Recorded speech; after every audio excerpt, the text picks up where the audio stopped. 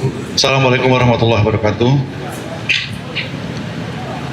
Pada malam ini, hari Selasa tanggal 10 Februari 2026, tim penyidik dari Jampitsus berdasarkan surat penyidikan Jampitsus nomor 71 tahun tanggal 21 Oktober 2025 telah menetapkan beberapa tersangka dalam perkara dugaan tindak pidana korupsi penyimpangan dalam kegiatan CPO dan produk turunannya.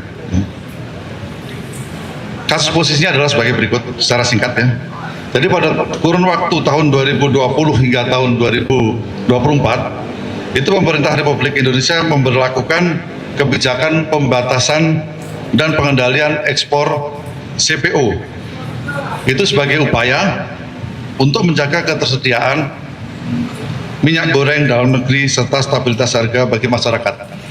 Jadi kebijakan tersebut dilaksanakan melalui mekanisme Domestic Market Obligation atau DMO, di mana para produsen yang akan mengekspor CPO itu harus menyisihkan atau memprioritaskan beberapa persen produknya harus dijual di dalam negeri, itu untuk CPO.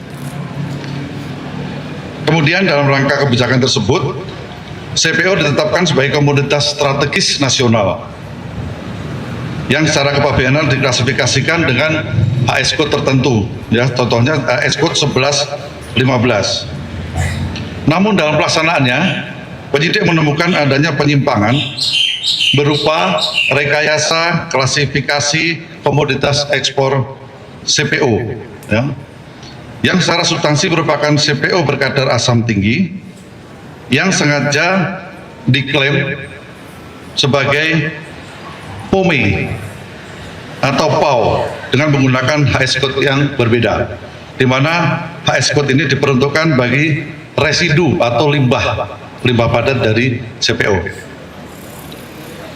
Rekayasa klasifikasi tersebut itu tujuannya adalah untuk menghindari pengendalian ekspor CPO, sehingga komoditas yang hakikatnya merupakan CPO dapat diekspor seolah-olah bukan CPO dan terbebas atau diringankan dari kewajiban yang ditetapkan oleh negara. Hal ini terjadi karena adanya penyusunan dan penggunaan peta hilirisasi industri kelapa sawit yang belum berbentuk peraturan yang memuat komoditas serta spesifikasi teknis yang tidak dikenal dalam sistem klasifikasi internasional, akan tapi tetap dijadikan acuan oleh aparat. Kemudian modus berikutnya adalah meloloskan ekspor CPO dengan menggunakan klasifikasi yang tidak sesuai dengan tujuan untuk menghindari pembatasan dan pelarangan ekspor CPO, menghindari DMO, serta mengurangi kewajiban pembayaran bea keluar dan pungutan sawit yang seharusnya dipenuhi kepada negara, sehingga pungutannya menjadi jauh lebih rendah, serta adanya kickback atau pemberian imbalan pada oknum pejabat negara yang dilakukan untuk meluluskan proses administrasi dan pengawasan ekspor tersebut.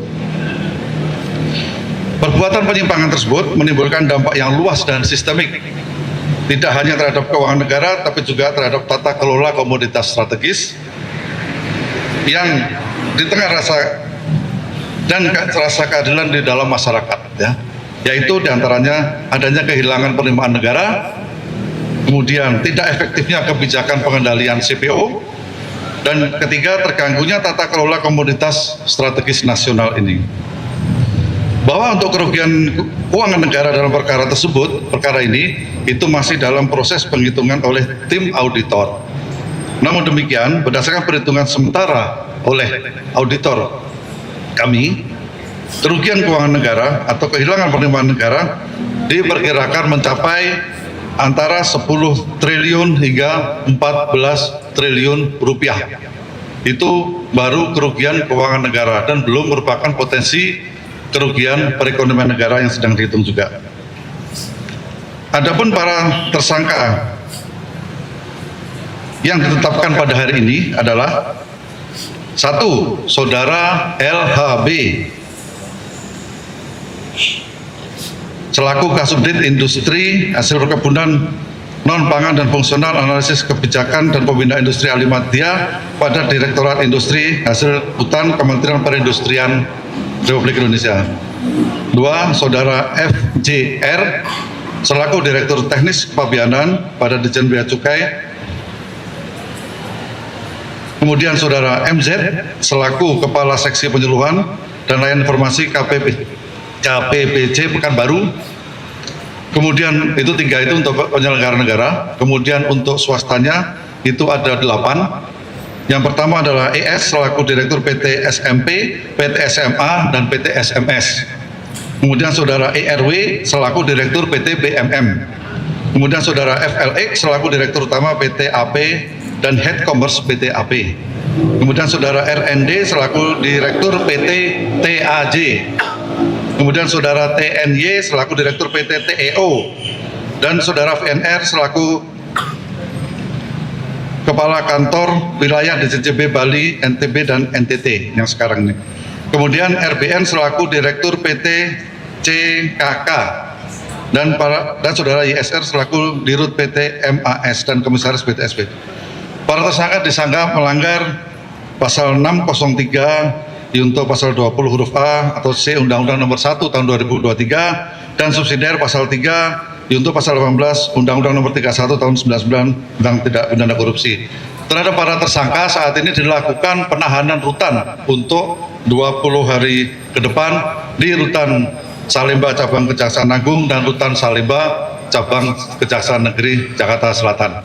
Itu yang bisa kita sampaikan. Terima kasih.